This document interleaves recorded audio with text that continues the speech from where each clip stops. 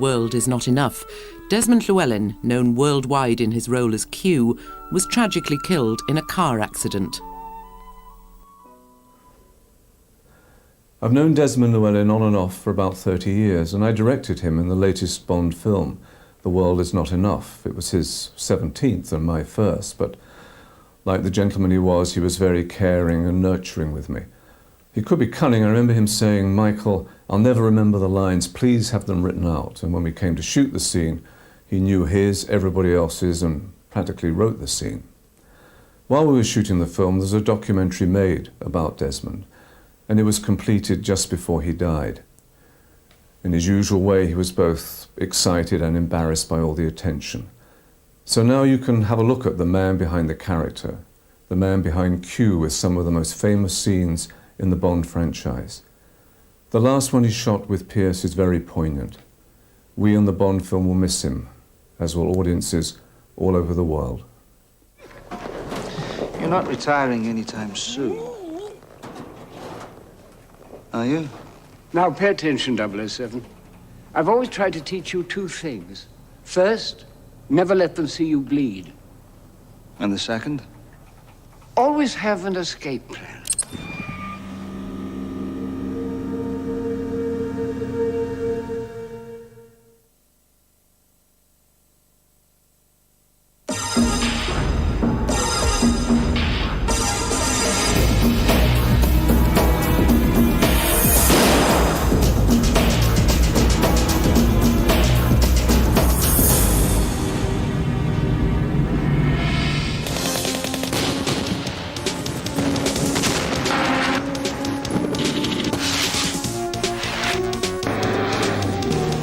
Desmond Llewelyn, who played James Bond's equipment officer, was the longest-serving actor in the James Bond series. It's believed that his face is known to around half the world's population. Although over 35 years he appeared in 17 Bond films, he was only on the screen for a total of just over 30 minutes. Every 2 years or so, Desmond would get the call to Pinewood Studios just outside London to record the scenes for his next Bond film. The character Q first appeared in 1963 in From Russia with Love, and since then has been a feature of every Bond movie. It's incredible when sort of people say, you know, you're making cinema history or whatever it is. Well, of course, Bond is cinema history now, so I suppose anybody who's been connected with Bond is sort of part of history. It's very, very flattering. But I think somebody hit the nail on the head the other day when they said, the reason I am so popular and so well known is that Q is such a small part and only appears so often. It was the ultimate part-time job. Q's scenes in each film only took a couple of days to shoot. Desmond was baffled by his own success. I feel this is also frightfully embarrassing, really. I mean, here I'm arriving with a bloody film crew in the sort of the heart of English film world. Hello, my son, Justin Llewelyn, may be coming in. Can you let him in? Okay, sir. Thank you very much. In the 19th Bond film, The World Is Not Enough, Desmond was again playing opposite Pierce Brosnan, who joked about the working relationship. Terrible. No, it's been the best. It's been the best. It's been sheer magic. Sheer utter magic, yes. Really? James Bond came to life when I met him. Truly, really. I mean, because I was a boy when I saw my first James Bond movie. It was Goldfinger. And I certainly didn't want to be James Bond or any of the baddies or anything like this, but, you know, the part of Q and Desmond's presence in the film captured my imagination. Since 1963, the relationship between Q and the 5 different Bonds has been played out with the assistance of a variety of gadgets. It's part of the Bond tradition that Q invents the equipment for each adventure.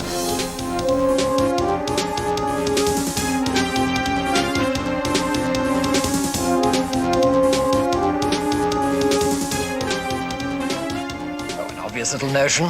Thought it might come in handy. Desmond. It was the sheer longevity of Desmond's career that made him unique. He became a key figure in Bond movie history. Michael Wilson is one of the few who remembers him on set in the early 60s. From the very early days, although I wasn't working on the films, I was, it's been a family business, and I was a student at the time, and I used to come home on holidays and visit the sets. So I probably met him from Russia with Love. On the 8:30 plane in the morning. Suppose when she meets me in the flesh. The first clue as to his job title came when M asked, Ask the equipment officer to come in, please. Q Branch has put together a smart-looking piece of luggage for us. We're issuing this to all 00 personnel. Equipment officer became quartermaster, and shortened to Q, the character was born. Q's accent might have been very different if director Terence Young had had his way. He sort of thought it'd be a good idea to have me as a Welshman, because when I went to rehearse, he said, how are you going to play this? And I said, well, he's an ordinary civil servant. He said, no, I want you to play him as a Welshman. Well, I said, well, it wouldn't work. I said, all right, Terence, if this is what you want. This lovely case I've got here, I just press a button and out come the knife. And he said, no, you're quite right. So I played him as a toffee-nosed Englishman ever since. Now, watch very carefully. It's magnetized, so it won't fall. From Russia with Love featured Q's first gadget, the black briefcase. You move the catches to the side. If you do, the gadget tradition had begun. In your face. Q is notably absent from the original books by Ian Fleming. Somebody said, I want you to meet the original Q. I said, what do you mean, the original Q? I am the original Q. They said, no, the man who Fleming got the idea of Q from. And I said, well, he didn't, because there's no such character of Q in the books. I don't know. And Q does have a name. In The Spy Who Loved Me, Agent XXX Anya Amasova refers to him by name so she can show off her knowledge of British intelligence. Good morning, Major Boothroyd. Morning, Major. Look what Q's brought for us. Isn't it nice? Frequently. Desmond could well have based Q's background on his own. He was born in 1914 into a privileged way of life. The Llewelyns lived in a large house called Blaenau Pant, near Newport in South Wales. Desmond's childhood was populated with nannies and other servants.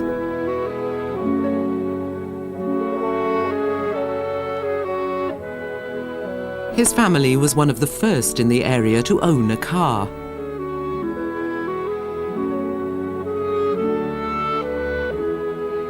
He was sent to Radley School in Oxfordshire as a boarder.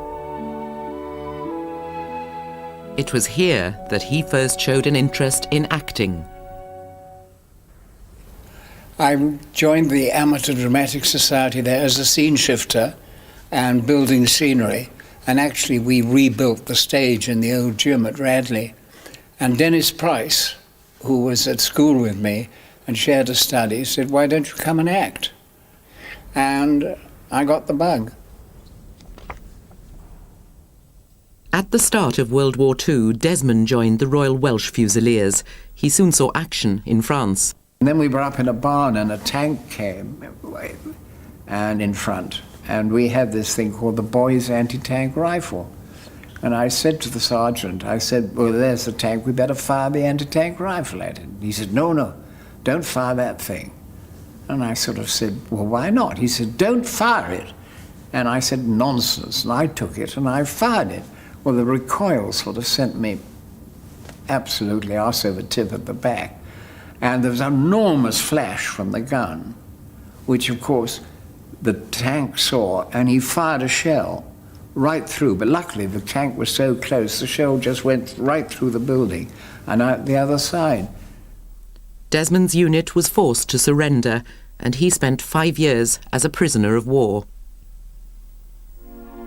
His acting skills were put to good use in prison camp plays. These photographs were taken by the German officers. After they were cleared by the censors, Desmond sent them home as postcards to his family.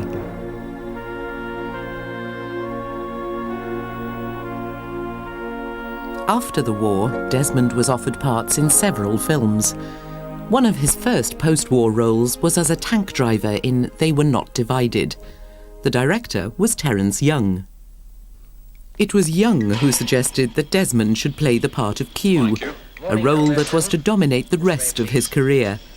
The character matured in 1964 on his third Bond film, Goldfinger. What I was told originally was that early on, Desmond came the first day, and this is Bond folklore on the set. At the rehearsal, I'm sitting at a desk working, and Bond came in, and I got up to greet him, and the guy said, no, you don't take any notice of him. And I sort of thought, what? This is Bond, Desmond turned to the director and said, well, how do you want me to play this? And the director explained that everyone loves Bond except for you, because Bond destroys all your equipment. And of course it came with a clue, and of course it worked in beautifully with all the lines. Now, pay attention, please. And that kind of became the hallmark of the character and the relationship, that they kind of love each other, but on the other hand, Bond goes out and destroys everything that Desmond makes. He is the only one who, oh, for heaven's sake, Bond, be your age and all that sort of thing. Over the years, of course, he's got extremely fond of Bond, but he still doesn't approve of his way of life. Desmond made the most of any opportunity to tear a strip off Bond. Whatever you do, don't touch it. Now, why not? Because you'll release this section of the roof and engage and fire the passenger ejector seat. Whoosh. Ejector seat? You're joking. I never joke about my work, 007. He's always been a bit of a rascal with Bond, though. If you look at the scene from Goldfinger, I never joke about my work, 007. He took himself seriously then. It's evolved to someone who's, I guess he's a Dutch uncle to Bond. Ah, Q. How are you? Desmond really is the epitome of the bumbling professor. That I think if push came to shove, he could do it there. How can I be expected to maintain the quality of my work? Sent out here at a moment's notice? It's good-natured friction, It's, oh, 007, don't do that, don't do this. But I never played it for real friction. I played it just for good humor. Somebody seems to have stuck a knife in my wallet. Oh, they missed you. What a pity. Q's exasperation with 007 continued from film to film. I think he's attempting re-entry, sir. Oh, grow up, 007. Q's gadgets don't always seem to be based on the laws of science. Some are and some aren't. Because it's a film, Q gets away with it from time to time, and he does break the laws of science, but it's all good fun within the context of the film. Other times he does actually stick within the rules, which is good as well. A perfect example of one that could work within the laws of physics, but it's not really practical, is the jetpack.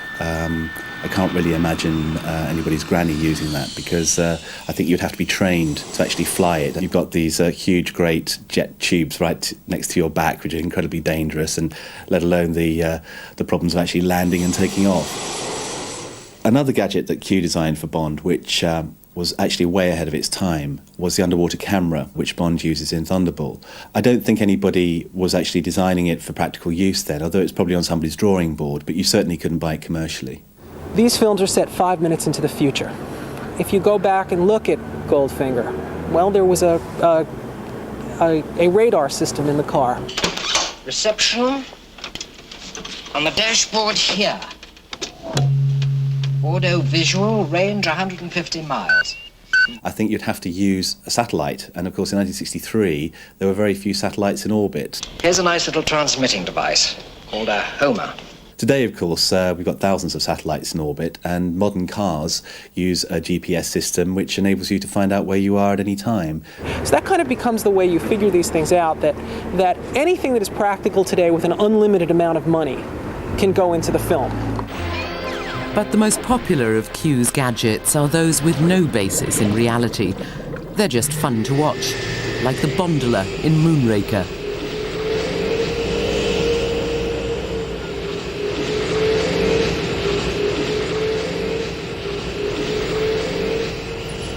Amateur spies need gadgets too. A specialist shop in London sells products that Q could be proud of. Desmond called in and was fascinated by what was on display.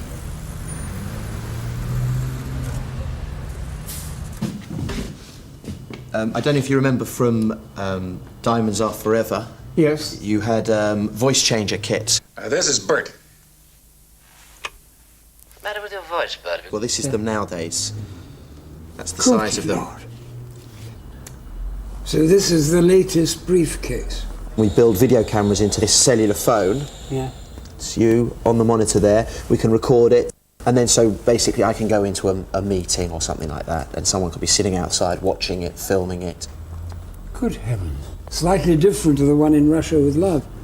Technology has moved on. We would have computers, and they took up entire rooms with whirling things going around, and today computers in the wristwatch.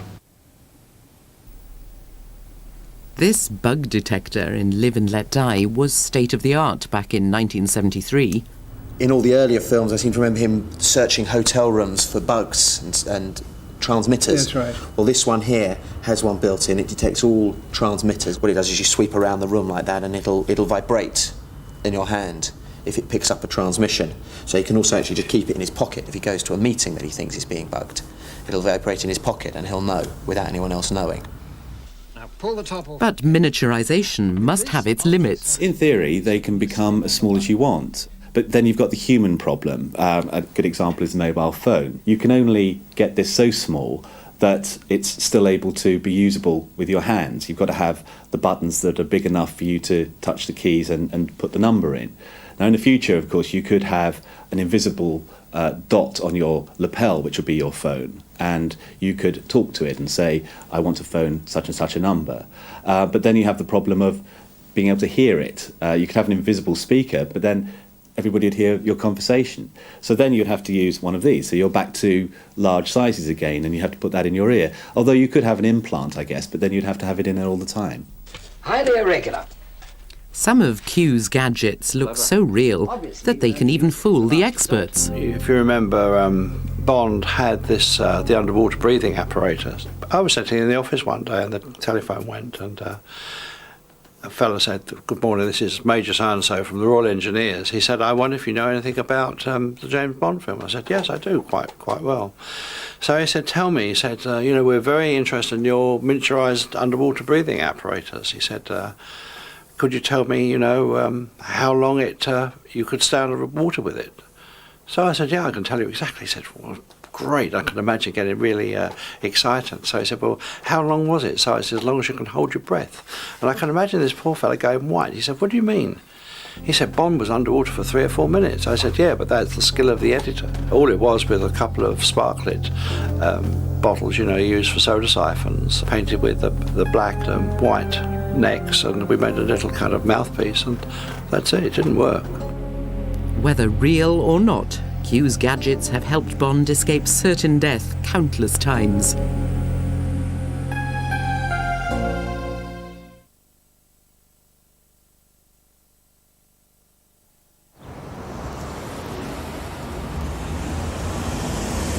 Oh Lord, won't you buy me a Mercedes-Benz?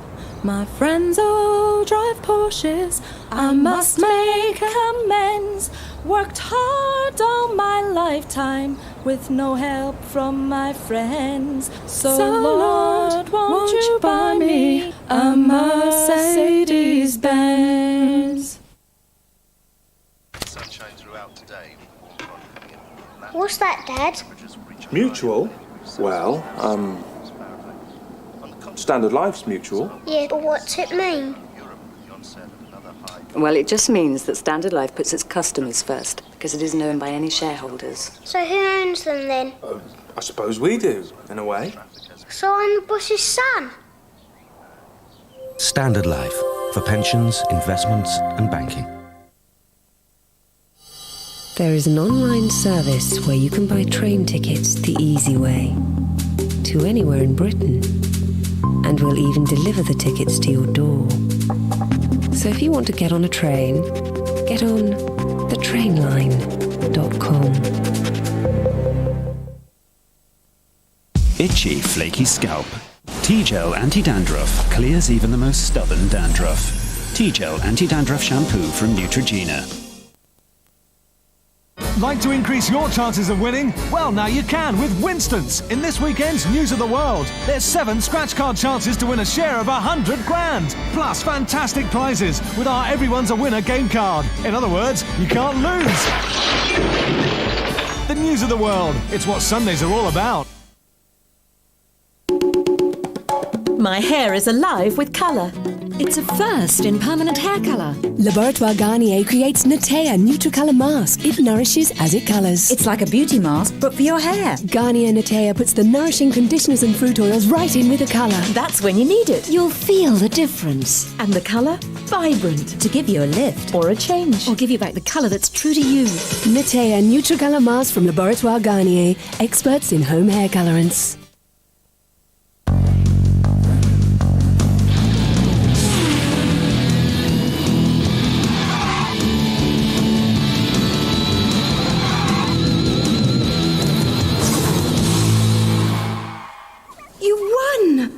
I'm so impressed.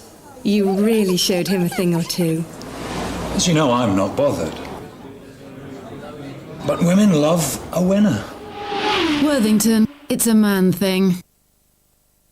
There's a voice keeps on calling me down the road.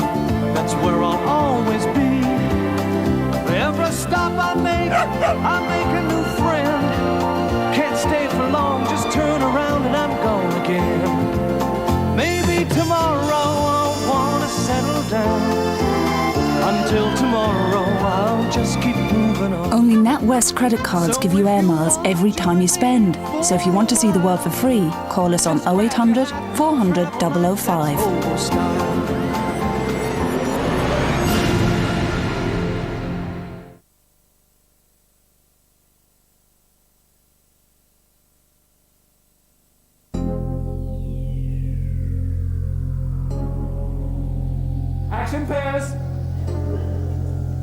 There's so many elements in a Bond movie that people love. People love the opening stunts, they love the opening credits, but I think the one that's loved above all are the scenes between Q and Bond. And I think just for the sheer lunacy of them all, the gadgets. Filming Q's workshop scenes could take time because so many special effects were needed. Even the production crew could sometimes be caught out.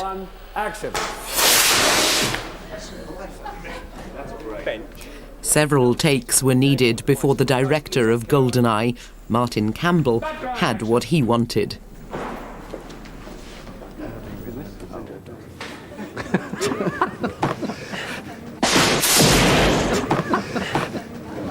It's well worth a print. Let's do one more.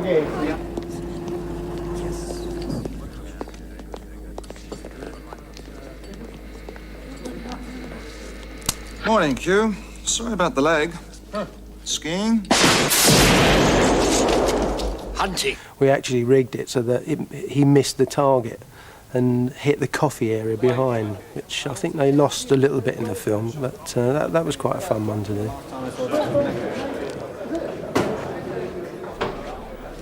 Again, Q's technology takes a fine line between reality and fantasy. Can I get that any closer to the mat box? Well, the problem with the rocket launcher is it actually defies Newton's third law of motion, which means that Q would have been sent flying backwards as a reaction to the forward movement of the rocket, and he would have been thrown across the room, probably splattered on the wall. Not one. Sometimes a gadget is invented just to help the storyline. In GoldenEye, at one point, Bond puts his airplane ticket down on a silver platter, and Desmond says, Flight 878 to St. Petersburg. X-ray document scanner. The reason for that was because we needed to somehow explain where Bond was going.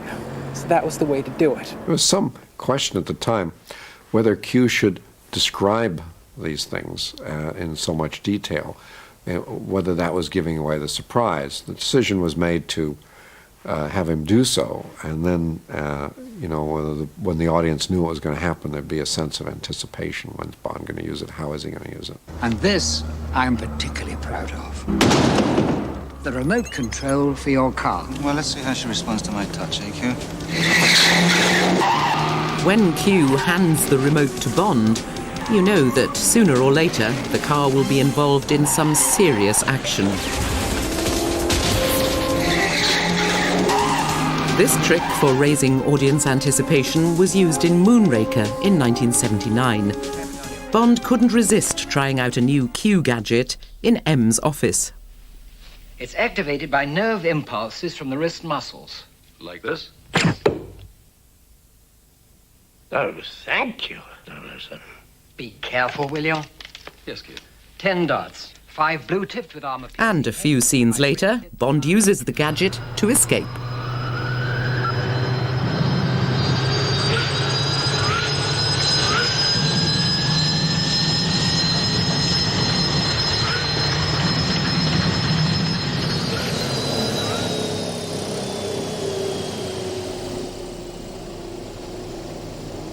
The only certainty about Q's gadgets is that you never know what he'll come up with next. Smithers, Commander.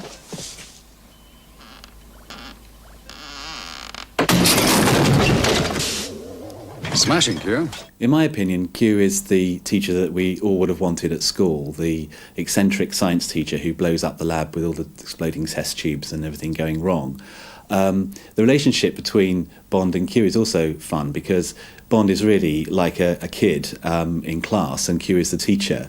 And it's like an Aladdin's cave with all these gadgets and wonderful devices that Bond likes playing with. This is a Class 4 grenade. 3 clicks. As the age difference between each Bond and Q increased, the relationship changed. With Pierce Brosnan, Q became a mentor figure to Bond. This man here is loved, the world over. You're embarrassing me. Yeah, there's a good relationship between Pierce and Desmond, though. Probably one of the best relationships between Bond and Q. If you just sign here, Mr. Bond. There was chemistry between the two of them immediately. And then you saw that chemistry build in Tomorrow Never Dies. It's the insurance damage waiver for your beautiful new car. Watching Desmond as Q do the slow burn is what I liked so much about it and what Desmond did so wonderfully. Will you need collision coverage? Yes. Fire? Probably. Property destruction? Definitely. Personal injury? I hope not, but accidents do happen. They frequently do with you. Pierce had a distinctly Celtic take on the relationship. There's a great fondness and love, I know that, on my behalf, and I've felt it from Desmond as well, but I've always seen kind of the role of Q as Merlin and Arthur. Call me nuts, but there you go. Please try and return some of this equipment. Do please try and return some of this equipment in pristine order. Don't touch that! It's my lunch. Desmond and I are very good. We know our lines.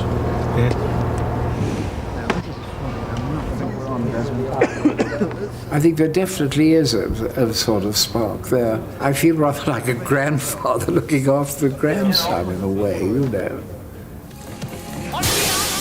The 19th Bond film, The World Is Not Enough, was filmed in the summer of 1999. At Pinewood, Desmond arrived to record his scene in what was to be his last Bond movie.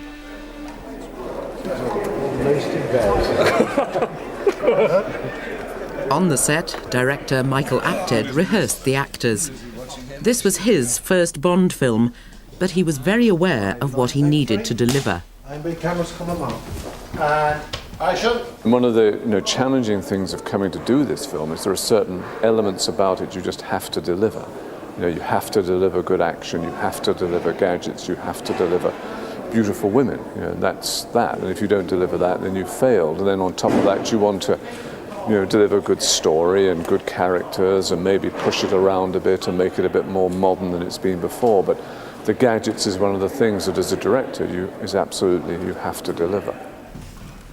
Desmond was well aware of his advancing years. I'm much too old to be Q, but thank God, they've kept me on. Even then, I said, look, it's about time I had an assistant.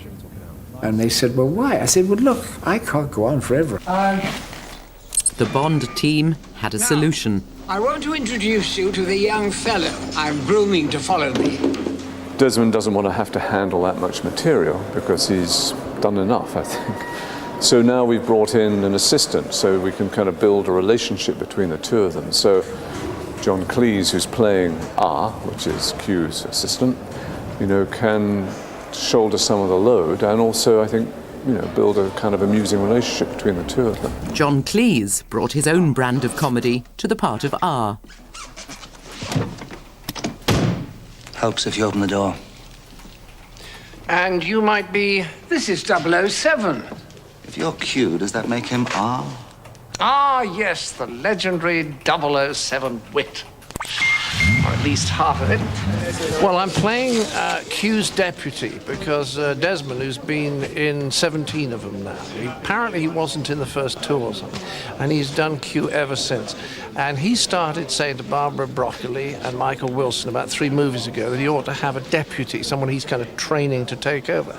So I'm delighted to say they asked me if I'd do it. It was accepted that Q couldn't go on forever, but no one was to know that his replacement would be needed so soon. Titanium armor, a multitasking heads-up display, and 6 beverage cup holders. All in all, rather stocked. Fully loaded, I think is the term. I think. You're not here to think. You're here to do what I tell you. Desmond and his wife Pamela were married in 1938. In 1965, they returned to live in Bexhill when Pamela inherited her great-uncle's house. After illness forced Pamela to live in a nursing home, Desmond divided his life between Bexhill and his work. There's Linkwell. It was built about 1820. And there is a portrait of great-uncle Richard, my wife's great-uncle, who built this house. And now a portrait that, well, I suppose I better show it. I don't like showing it. And that actually was painted at Blind. I don't know how old I was. I think it's terrifying, but my sons love it. St Mary's Church in Battle, Sussex, is about as far removed from the world of James Bond as you can get. Desmond worshipped here regularly and was passionate about its history.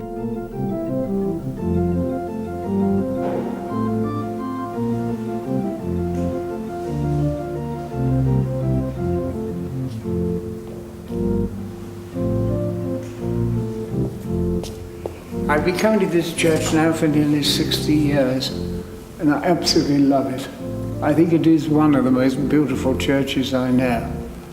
And this here is the tomb of Sir Anthony Browne, and he was master of the King's Horse in Henry VIII's day. After such a long association with St Mary's Church, it was appropriate that Desmond's funeral was held here, in surroundings he had known so well. His screen time in 17 Bond films totalled just over 30 minutes, yet Desmond found it hard to walk down a street without being recognised and asked for his autograph.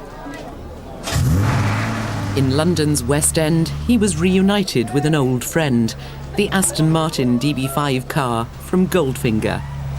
They were both here to promote the opening of the new James Bond simulator ride.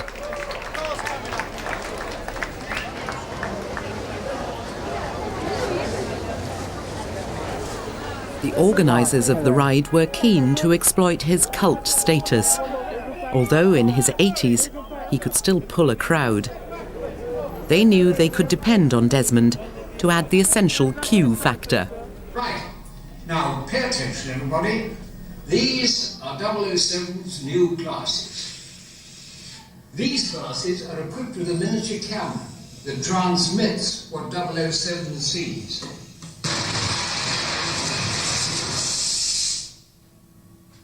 We're working on a new staple gun. In the last decade of his life, Desmond spent more and more time travelling and promoting the James Bond films. He was in a unique position to comment on the myths and legends of Bond movies and their stars. 2 months before his death, we asked Desmond to assess the 5 different versions of Ian Fleming's creation, 007. Yeah, it's a nasty little Christmas present. Fleming was horrified because he wanted, I believe, I don't know, David Niven or Cary Grant. And Terence Young just said, disaster, disaster. But Terence took him over, and Sean, I mean, is such a marvellous actor that he assimilated all the things of Bond. Extraordinary. He did that for the first time. And I think he mixed with some of Terence's sort of more upper crust friends, if that's the right word. Well, really, I'm not too busy at the moment, sir. Sean is so terrific in these parts. Suppose when she meets me in the flesh, I don't come up to expectation. That had occurred to me. Yeah. You almost know at once that he's lusting after even the photograph. My name's Bond. James Bond. Don't move, Mr. Bond. Unfortunately, George wasn't an actor. He was a car salesman who was broke. And he told me that when he heard he was going to have a test, he spent 2 days looking for an actor to find out what it was all about. Then he got the part. And then some idiots told him, you know, you're now a star, behave like one. He sort of took over from telling the director how he should direct. This time, my boy, I can't complain. Nor can I. That wasn't you, that was me. Teresa! Yes, Papa? Look, James, I know that we haven't always exactly seen... Well, anyway, don't forget, if there's anything you ever need... Thank you, Q, but this time I've got the gadgets. I know how to use them.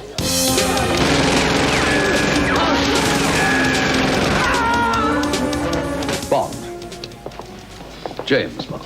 He used to play some awful tricks on me, you know, because I was saying all these ghastly technical lines which I could never understand in my close-ups. While I was not paying attention to him, I thought, I know, we'll have some new dialogue here.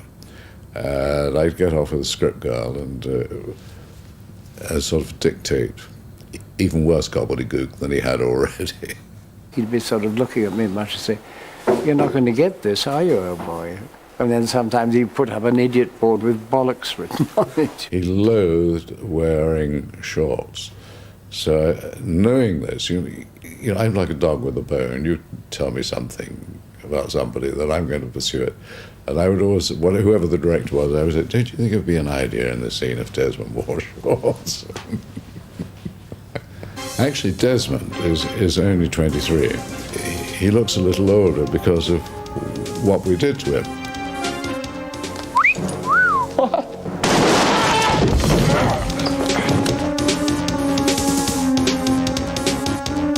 Bond, James Bond.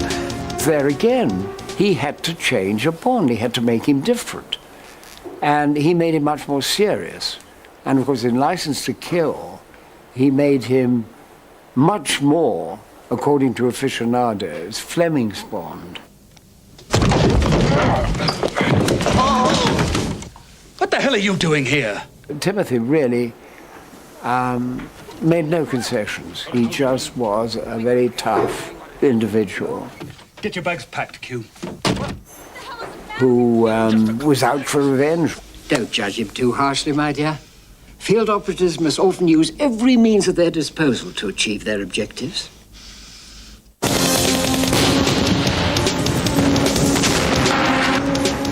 Name's Bond. James Bond. I like him immensely, and I think he's a charming man.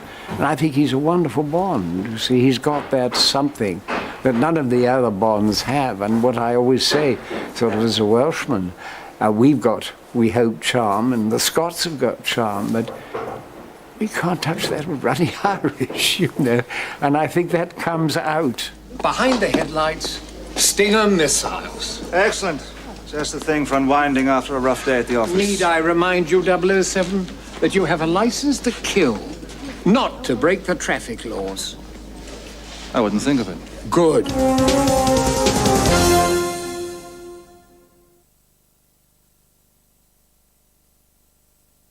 The new Fiat Punto, the ideal car for the woman of today. Now, let's take things nice and slowly, shall we, girls? Satellite navigation system, because let's face it, with your sense of direction, finding your way out of the garage is a bit of a challenge. What else? There's a 5-door version with 297 litres of space. That's 94 shopping bags in your language. New torsion beam suspension unit, as if you'd know what that means. 24 pockets and cubby holes to put your makeup and your hankies in.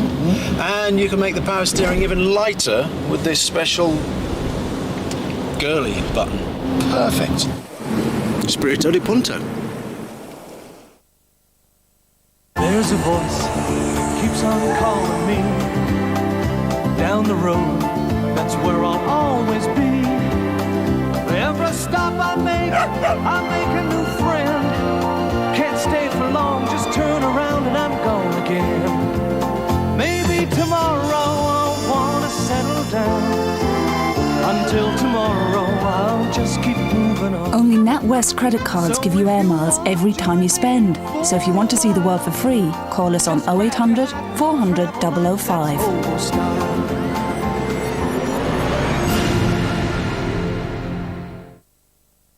So what time's it over there, Dad? It's 4:30. Have you got your next move ready? Yep. Bishop tonight too. Not bad. Anyway, it's your bedtime. With fax and email as well as the phone, it's never been easier to stay in touch. Think he's got us this time.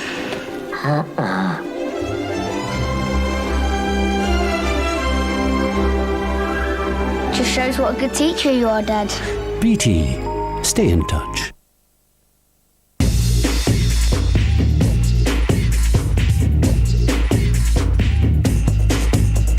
Cheese and onion in blue packets. 5 pence pieces. Somebody tell them that it's green for cheese and onion.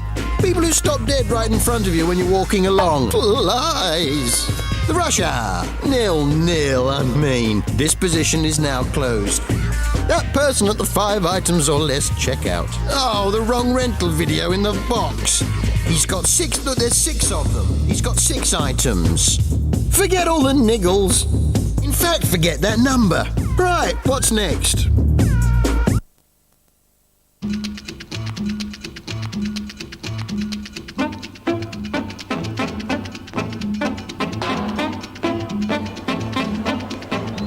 Señoras y señores, la carrera está por comenzar. En su marcha. ¡Listo! ¡Listo!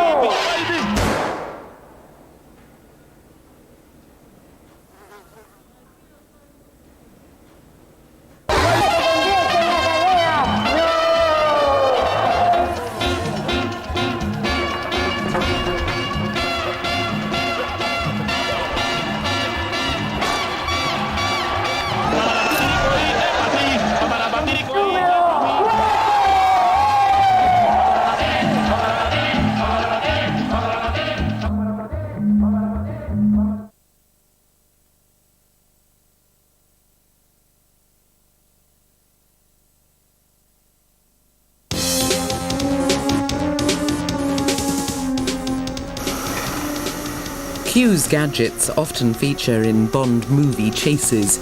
One of the best is the famous gyrocopter from You Only Live Twice, Little Nelly. I didn't know what the hell Little Nelly was. I had no idea. And the first time I heard of it was we were lunching at an aerodrome and suddenly this noise appeared. And I thought, my God, these Japs are pretty thorough. Fancy mowing the lawn on a Sunday. And somebody said, oh, there's Little Nelly arriving.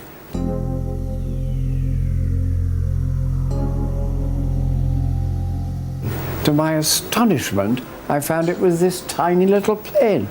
And of course, it really does work. It was invented by Ken Wallace of the RAF. This can only be for children. Right, now pay attention. Flame guns, 2 of them. Firing astern. Aerial mines. Use them only when directly above target. 2 machine guns fixed. 2 rocket launchers. These fire heat-seeking air-to-air missiles. That's about the lot, I think. If little Nellie could really do all this, expensive jet fighters would be obsolete. I don't think it would have worked. I think that the machine was too frail and lightweight. And of course, the big problem is that if you fired huge rockets from such a machine, it would probably have stalled and fallen out of the sky. In many of the Bond films, it's Q's boats that are destroyed in the line of duty. But in The World Is Not Enough, Q has one boat he's very proud of, his own. He may have destroyed all the other gadgets that I've made, but they're government property. But this time he's actually destroyed one of my boats, the boat that I was building, my fishing boat, for my retirement, and he's wrecked it. So that really does make me mad. Unlike anyone else's retirement boat, this one is packed with gadgets and used in a high-speed chase on the River Thames in London. For this one action sequence, 14 identical Q boats were needed. We have to have a lot of boats because we physically can't get all the mechanics in one boat. You know, you've got boats that have rockets and guns coming out of. You've got other boats that are specially designed for jumping and have special reinforcement. You've got other boats which are, fired from big air cannons. The other point is that we do tend to damage a lot of them when we're doing some of these. You're firing a boat through the air onto dry land. The odds are that it's going to get damaged. You won't see it on film, but it does happen. And you always have to have, obviously, a backup, because once we're out on the river, if something goes wrong, or engine goes or something like this, you want one that you can immediately go to. We were looking at different things, and we actually travelled to America to have a look at them. And we saw a vast range from the sports type model that we've got now to the ones that you can actually buy off the shelf. And we decided to go for these ones because they're so sturdy and you can do anything you want with them. As soon as they arrived and start to play with the exterior, what could we do with it to make it look like a Q-boat? They go in 2 inches of water, they accelerate up to 80 miles an hour, and when you see the sequence, we do a lot with them.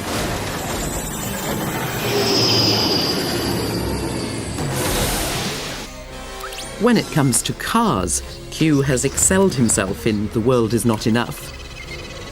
Every gadget in the car has to be designed from scratch. Q thinks of everything, and even if the car's more or less destroyed, systems will still work.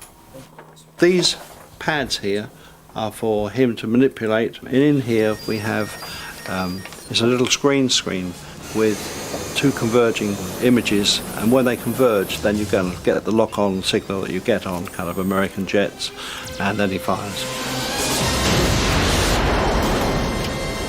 That's the one thing they do love in Bond films, and that is car crashes.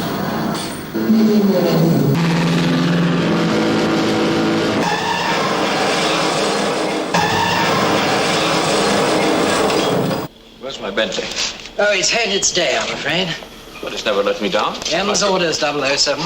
Yeah. You'll be using this Aston Martin. This is the most fascinating car. It's got all the gadgets in it. Revolving number plates, naturally. Valid all countries. Now open the top, and inside are your defense mechanism controls. Smoke screen, oil slick, rear bulletproof screen, and left and right front wing machine gun. Individually, all these bits and pieces on the car are fine, but if you put them all together in one car, it's doubtful whether you'd have room for an engine.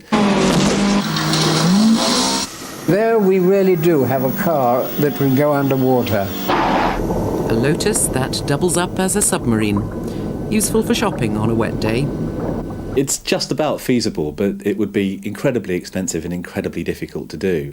There are major problems. You've got to have very thick glass for the car window so that the water pressure is taken care of.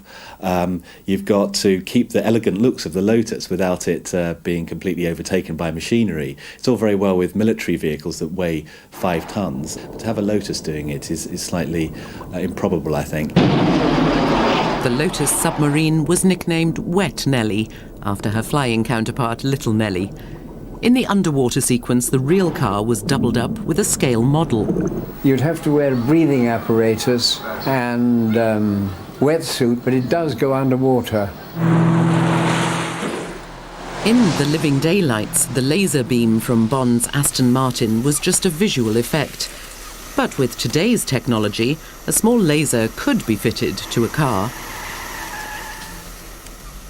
The laser effect could work. You could build the gun inside the axle and have it coming out of the hub of the car. The big problem is the power of the laser to cut a car in half. In order to build a laser that powerful, you'd have to have lots of boxes and bits and pieces that would have to go into the car. And it's doubtful whether you could actually do that.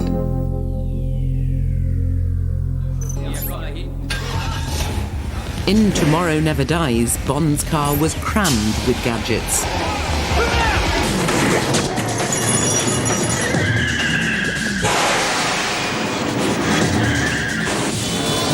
I don't know how many cars they actually wrecked, but quite a few, I should think. There are a couple gone up.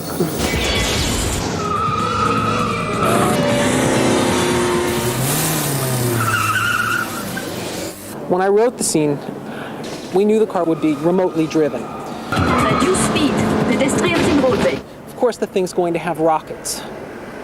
And I originally thought the rockets would come out of the headlamps. Instead, Chris Corbolt was the one who figured out, no, it'll be the sunroof. So it's things like that. It continually evolves.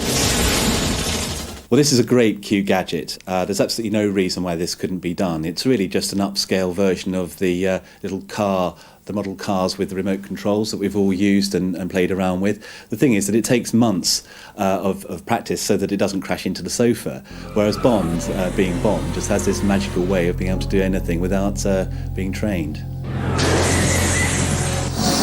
I always think it's so sad that they didn't have me in the shop. It's the Navy's shop.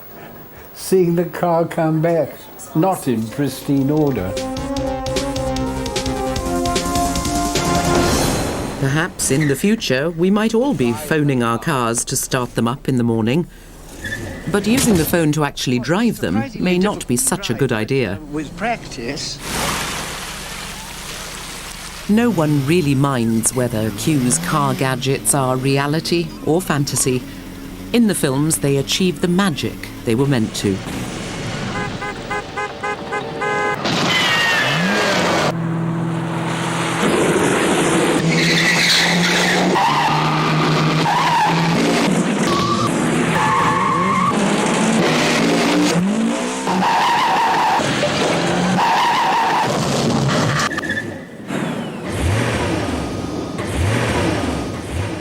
Think we understand each other?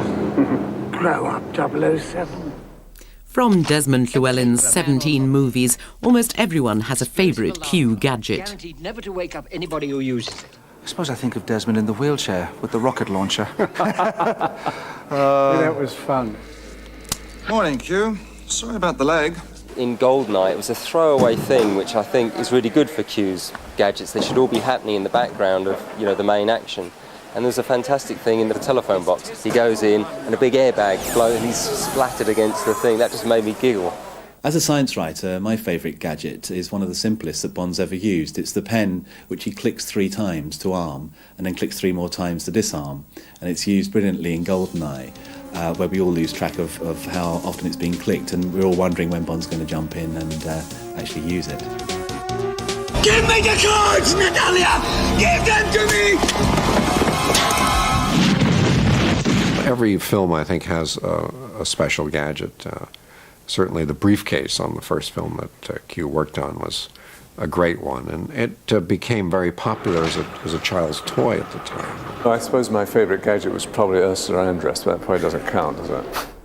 Despite all his success, Desmond remained steadfastly modest. I mean, I should have retired years ago. I mean, but they're still very kind. I'm terribly grateful to them. They've sort of kept me on. I don't know why. After Timothy, with a new Bond, they've had a new Q, but thank God they didn't. Why, I don't know. I must say, I've enjoyed them enormously, and this one in particular. Now, pay attention, 007. And I must say, it's wonderful working with him, a fellow Celt, you see. Yes. Yeah. His scenes completed, Desmond left the set for the last time. Whatever wonders future Bond movies may hold, there will always be an empty place where Desmond Llewelyn would have been. Oh, here we are, Desmond Llewelyn. Strikes again. Trying to screw me up. Make me forget my lines. Tread on my lines, cut my lines. Basically just steal the scene. As it should be. As it should be.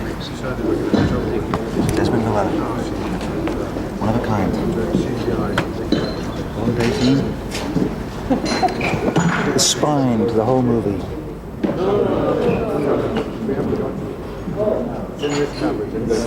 My hero. Desmond. Right, Dawn, yes, sir. Now, pay attention, 007. Well, I won't keep it for more than an hour or so if you give me your undivided attention. I missed you. What a pity. Don't touch that. It's my lunch. I never joke about my work, 007. How long did you say the fuse was? Oh, grow up, 007.